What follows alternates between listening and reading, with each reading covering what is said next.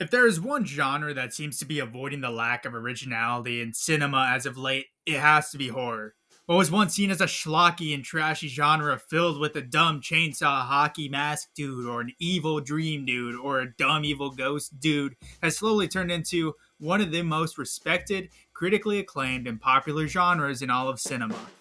It is not a coincidence that some of the best films of the last decade have been horror movies, and most of them have been original. I mean, Get Out, Hereditary, The Witch, The Babadook, Talk to Me, The Substance. Hell, even this year, the two most acclaimed films thus far this year have been Sinners and what we are talking about today, Weapons. I say this all because Weapons is an audacious horror film, not for what it is, but exactly for what it isn't. You see, all the films I listed before have mostly stuck to their own lanes, their own boxes per se. There's elevated horror, the horror films that leans more into a serious tone, often having big scares being a heavy-handed allegory for a relevant theme. The father of the term elevated horror, Ari Aster, is a perfect example of this. His first three features of Hereditary, Midsommar, and Beau is Afraid are all horror classics, but use horror in an ultra serious manner, leaning more into family or relationship dynamics. Often the horror isn't the big jump scare, but the underlying realities that the film is representing. However, these films are often considered pretentious. The term itself, elevated horror, makes the general assumption that horror itself, as a genre, doesn't have artistic value and therefore needs to be elevated to become a true art form. I've always had an issue with this term because I began to hear it around the time of Hereditary's release, as if that was the first horror film that took itself seriously as an artistic expression when that just is not the case. Look at the 60s and 70s horror films like Rosemary's Baby, or Psycho, or Suspiria, The Exorcist, Carrie. All of these films have artistic merit and are genuinely good, using horror to represent disturbing realities of our world, and yet we didn't call them elevated horror then, and we haven't retroactively called them elevated horror now, so why all of a sudden the new term?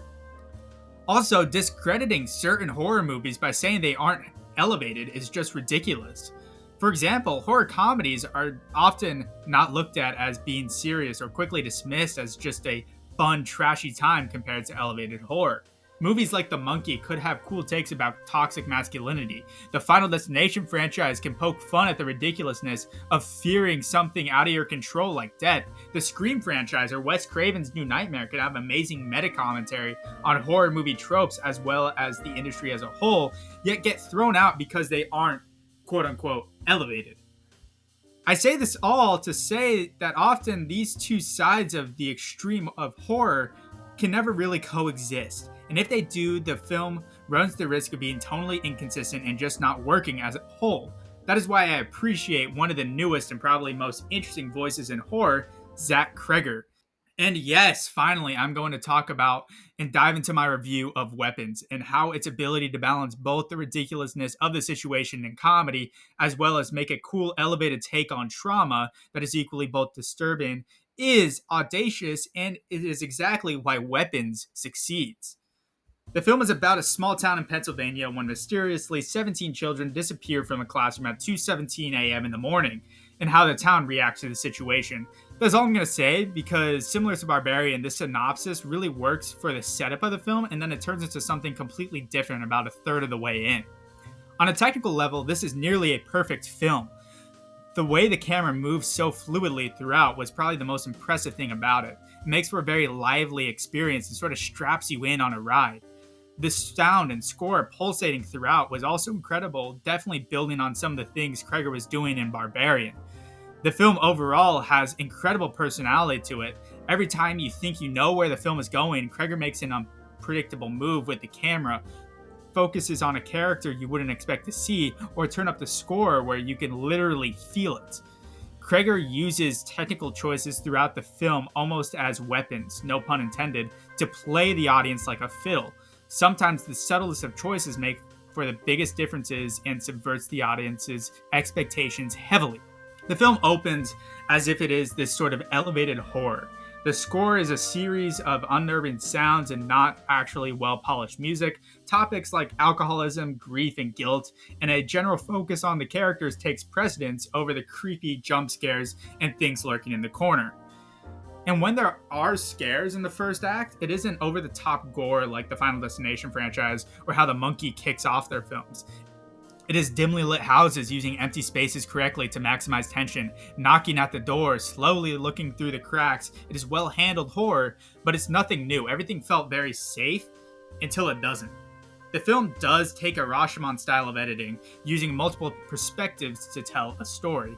And the more and more we dive into other people's perspectives, the more and more unhinged this movie becomes. First, the idea of cutting together different perspectives in a horror movie is something I have not seen before, but it totally works here.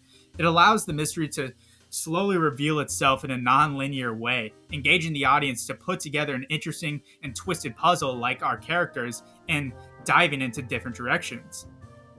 The problem I had with Cregger's first film, Barbarian, was how jarring the switch was between the first story and where the film ends up. Many people praise the risk, and while I appreciate the risk, I think the complete 180 only serves more as shock value as we are now introduced to more characters in a completely different tone. Weapons handles this switch a lot better. It sets the clues in the small details of each scene and the general mood of each of these characters' perspectives perfectly. So when there is a change in direction, it is both unpredictable but makes sense within the general context of the story rather than just being a complete 180. Cregger seems to have matured from his last feature in this way, and this storytelling device was an excellent way to be unpredictable and engaging, and I am surprised that it hasn't been used in many other horror films. But the different perspectives also allows for this film to not adhere to any boxes, as I mentioned before. Most of the elevated setup happens in the perspective of Julia Garner's character, and that makes sense. As I said before, elevated horror often uses art to make a point about underlying realities of our world. It's grounded. And having Garner's character and later Brolin's character be the most grounded perspective of the film works because the horror of the film is most real for them. Garner is a school teacher whose entire classroom disappeared overnight, and the entire town is blaming her for the situation. Her seeking of answers in this situation brings her own semi-downfall, and she brings others down with her, namely Paul the police officer. Garner's performance is hard to pull off here. She's clearly guilty and scared, but also desires to have the answers, which leads her to be a little reckless and selfish, and Garner perfectly depicts this. Brolin is seeking answers because he is the parent of one of the kids who went missing, feeling guilty in the situation. There's a dream sequence with his character early on during his portion of the film that uses lighting and fluid camera work to perfection to balance both the extreme guilt and heartache Brolin feels. However, this dream sequence comes to a quick and disturbing and humorous end and becomes a summary of the film itself. This is one scene I would show to people that describes exactly the feeling and tone of this film. After these two characters are introduced, the film slowly spirals into the ridiculous side, balancing both the trauma of the previous two perspectives of Brolin and Garner and of the final perspective of the film, which I won't spoil here, while noting the hilarious nature of where the story is actually going. Scenes begin to set up as horror with complete dread and tension, and the payoff is usually a good scare, but the camera lingers just a little bit longer to highlight the ridiculousness. That is all to say that when the film ends, I was having a good time, and I did not know what my initial reaction was. The film doesn't fit into the elevated horror space as it generally gets ridiculous towards the end, yet it doesn't fit into horror comedy because although there is comedy, there's still a sense of tragedy and trauma lingering throughout all the perspectives of the film, mainly with the three characters I just mentioned. That is what I mean when I say this movie is strong because of what it isn't. It doesn't adhere to the general rules of elevated horror by the fact it is completely blossoming into unpredictable territory after a pretty safe yet effective first act.